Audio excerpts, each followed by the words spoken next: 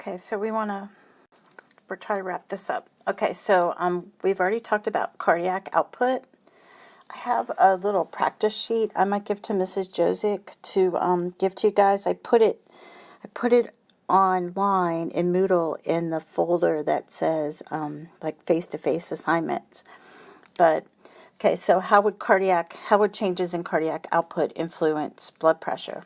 Okay, so if your stroke volume increases, right, your cardiac output is going to increase. So as a result, your blood pressure would increase. Okay, if your heart rate increases, cardiac output increases, so your blood pressure would increase. Okay, now, what would happen if your stroke volume decreases? Your blood pressure would go down. If your heart rate decreases, your blood pressure would go down. So it's kind of common sense if you think about it and don't overthink it. You'll be okay. Okay, now, control of blood pressure occurs at 3 different levels. So we're always going to talk about local control, which is like at the tissue level. Then we'll talk about neural control, how the brain regulates it. And then we'll also talk about hormonal control, so endocrine control. So every system that we talk about this semester or this summer, we'll talk about local control, neural control, and hormonal control. So we'll start with local. So I think I mentioned these before. So local control of blood pressure and flow. So the first one is metabolic theory of autoregulation. Okay, so pretty much if your tissue is not perfused, wastes accumulate, and when the wastes accumulate, the blood vessels dilate and you get more blood to the area. So it's going to increase the blood supply to the area. Okay. There are some chemicals that stimulate vasomotion. So they're called vasoactive chemicals, so they'll stimulate dilation or constriction. So the first example is histamine and bradykinin. So histamine is when you have an allergic reaction to something. Histamine makes capillaries leaky, and it causes vasodilation. So basically, your blood vessels are going to get bigger. So what's going to happen to your blood pressure in that case, right? Blood pressure is going to go down, but you get more blood to that area. Okay, bradykinin is released during pain, okay, and it's a vasodilator. Okay, the thing that counteracts that is epinephrine, and epinephrine is a powerful vasoconstrictor. Okay, so it'll cause the blood vessels to constrict. Okay, now another thing I know I talked about this in one of these note sets is reactive hyperemia. So this is an example of like if you are sitting on your foot or you fall asleep on your arm and you pinch off the blood supply to like an extremity.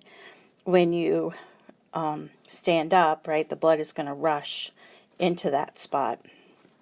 And then angiogenesis is the growth of new vessels. So, and we mentioned that it happens with every month in females with the uterine lining. You have angiogenesis so that the endometrium builds up. Sometimes vessels grow around obstructions. The more you exercise, the more blood vessels you'll have, the blood supply to tumors. Okay, now, neural control. So it's important that you know that the cardiovascular center is found in the medulla oblongata. Okay, so it's in your brain stem. Okay, now the cardiovascular center has 2 important components. So one is going to be the cardiac center, and one's going to be the vasomotor center. So one's going to control heart rate, and the other one's going to control vessel diameter. So the cardiac center has two components. Okay, so, and I think we talked about this in heart. Okay, so it's got the cardioacceleratory center, which is actually sympathetic. It takes signals to this SA node, and then that in turn signals the AV node. Okay, so that's going to increase your heart rate, increase stroke volume, increases the strength of your contraction, and blood pressure should go up. Okay, now if you are resting and digesting, okay, the cardioinhibitory center is going to be stimulated. It's going to go to the SA node, okay, into the AV node. It slows your heart rate, decreases the stroke volume, and your blood pressure should go down. Okay, now the vasomotor center, it's going to control the size of your blood vessels. So blood vessels only have nerves coming from the sympathetic nervous system. Okay, they're not dual innervated. They only have one. They're only sympathetic. Okay, so sympathetic, what we're going to end up doing is it's going to be more like volume control. Okay, so instead of doing it with parasympathetic and sympathetic, we're going to turn it up or turn it down depending on what the sympathetic is doing. Okay, now there's two different kinds of receptors in the blood vessels. So one are alpha-1 receptors and the other are beta-2 receptors. So these receptors are in the smooth muscle in the arteries. Okay, so if you have alpha-1 receptors, they will vasoconstrict with epinephrine.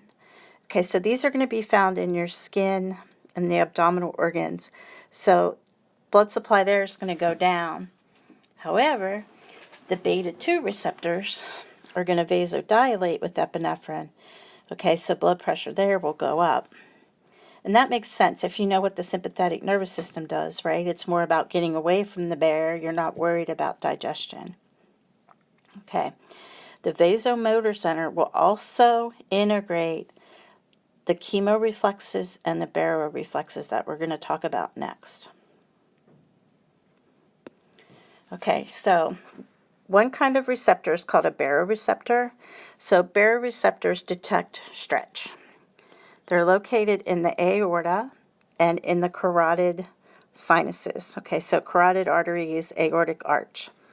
Okay, so the way that they work is that they are firing all the time. So I always think of them as like ping, as like sonar, right? So you're sending out pings. So ping, ping, ping, ping. Now the frequency of the firing is going to change depending on how stretched they are. So if something's really stretched, they're going to get ping, ping, ping, ping, ping, ping, ping, ping, ping, ping. So you'll have more frequent firings compared to something that's not stretched. Would be like bing, bing, bing. So what happens, okay, is when the blood is flowing through the aorta or the carotid arteries, okay, these baroreceptors are detecting like the pressure in them. Okay, so what they do, okay, so the baroreceptors send constant signals to the brainstem. Okay, so they're going to the vasomotor center. So if the blood pressure causes the rate of the signals to rise, that inhibits the vasomotor center. Okay, and sympathetic tone, inhibits the vasomotor center. It's going to decrease sympathetic tone, and then our blood vessels are going to dilate. Okay, now so this should be increased.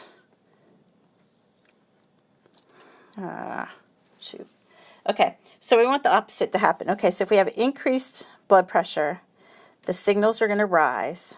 It's going to inhibit the vasomotor center, which will decrease sympathetic tone.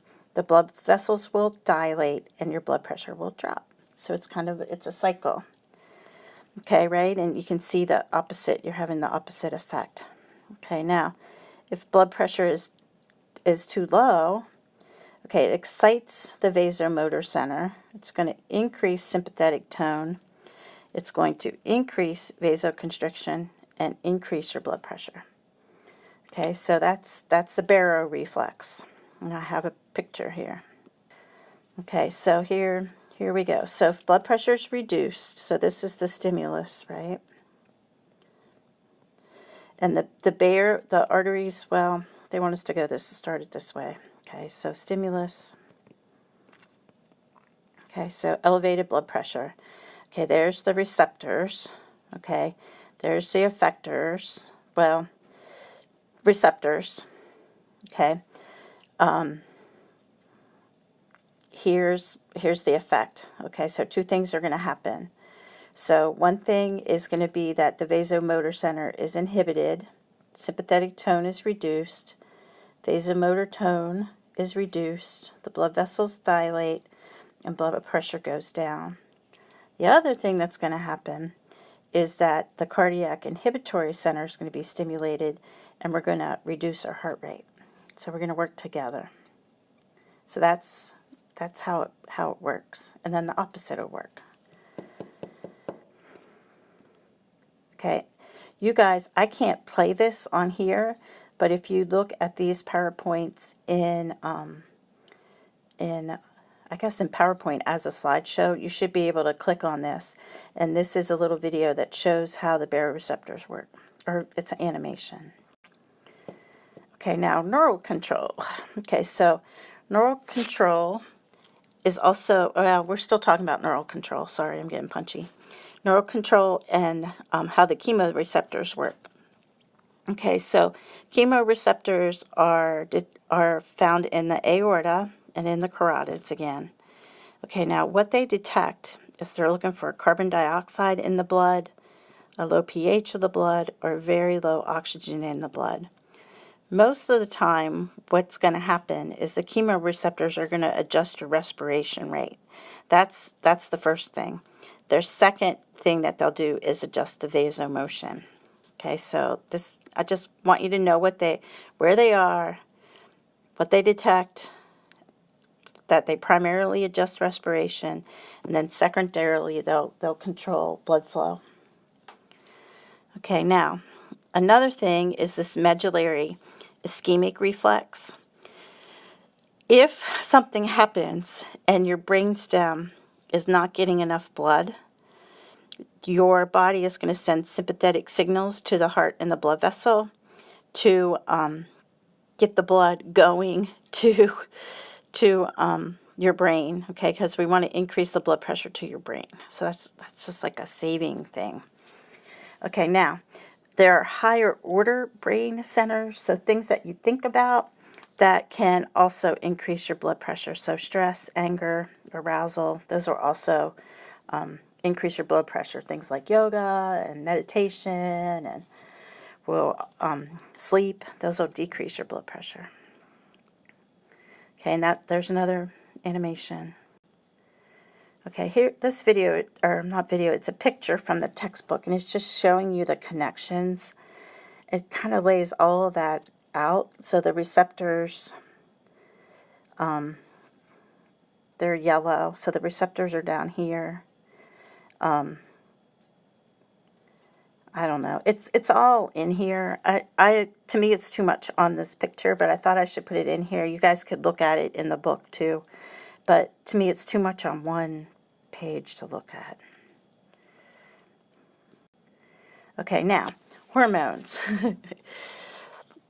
Overall, there are 5 different hormone systems that feed into blood pressure control. Okay, so we have renin, angiotensin II, aldosterone, antidiuretic hormone, epinephrine, and atrial natriuretic peptide. The main one that we're going to focus on here right now is angiotensin and renin. These guys we're going to discuss briefly, but we'll go over them when we get to the urinary system in more detail. Okay, now you need to know this one. This is the main one we're covering in this chapter. Okay, so angiotensin. So I want you to remember, angio is vessel, and tensin is like tension, so like constricting.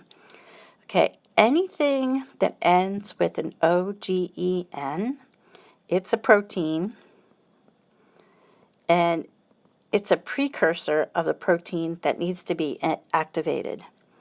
Okay, so it's the young one. Something has to happen to it before you can move on. Okay, so the way that the renin-angiotensin pathway works is angiotensinogen is an inactive hormone that's produced by your liver. Okay, so it's floating around in your blood.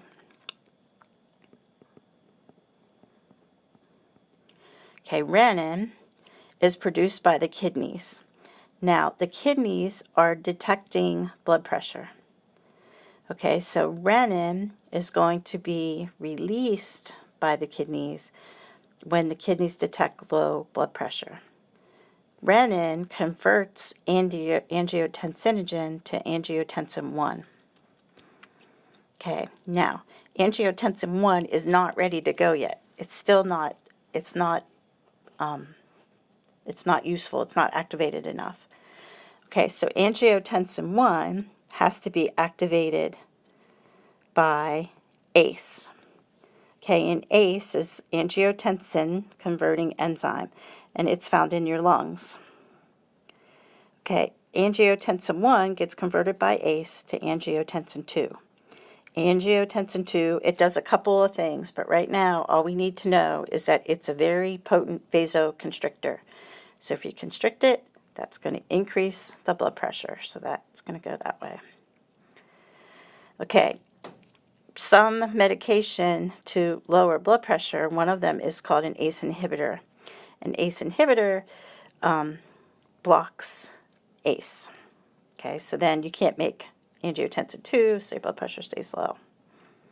Okay, this is the picture from the book that outlines it all. Okay, so the liver is making angiotensinogen. Okay. The kidney receptors detect low blood pressure. Okay, renin is released. Renin converts angiotensinogen to angiotensin 1. ACE comes from the lungs. It converts angiotensin 1 into angiotensin 2. And then angiotensin 2, it's a vasoconstrictor. It makes you thirsty, and it slows urine production. So all those things are going to increase your blood pressure. Okay, now here are the other ones. Okay, so aldosterone. Okay, so for aldosterone, I want you to see that it increases, so you can see sodium right there. It increases sodium retention. So when you hang on to sodium, you hang on to water, and that's going to increase your blood volume. That'll increase your blood pressure. Atrial natriuretic factor, it's got sodium in it too. Okay, but it does the opposite. So it's going to cause you to lose water. So it's going to decrease blood pressure. Antidiuretic hormone, it's also called vasopressin. So if you look at that word, that kind of makes sense. So vasopressin causes vessels to constrict. So causes you to hold on your water, vessels to constrict, blood pressure is going to go up. Okay, and then epinephrine, okay, it's going to cause vasoconstriction. And that's it.